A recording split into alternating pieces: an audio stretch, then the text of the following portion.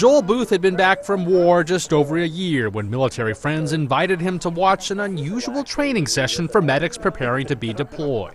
They took him here, a film studio in San Diego, where a group of real-life amputees role-play as if they had just been injured in an Afghan village and needed to be rescued.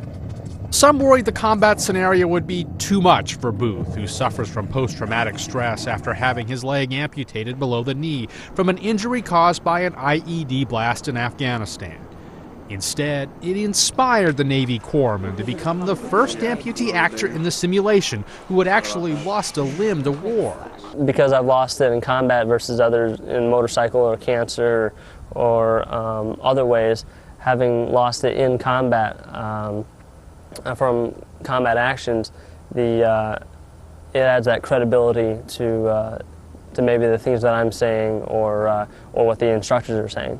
For Booth, the unusual job opportunity offered a way for him to overcome his own struggle by immersing himself again in a combat environment while helping others by passing on his own experiences. It's fun in certain ways, but then being able to come here and help corpsmen and give them related experiences and give them good tips and ideas of how to help save other lives, that's huge for me, is able to pass it on and give back to the guys that are up and coming.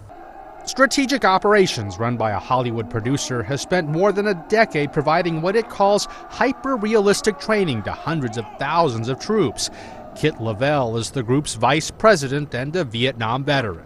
It was during training exercises a few years ago when we realized that some of the people who are experiencing PTSD could be helped by putting themselves into an immersive training environment like this with a therapist involved.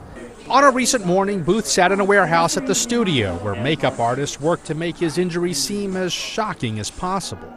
They don't expect you to really be missing a leg, and then they come around the corner and you can almost see it in their mind. They're working through this, what they're seeing, and then it hits, oh, this guy really is an amputee.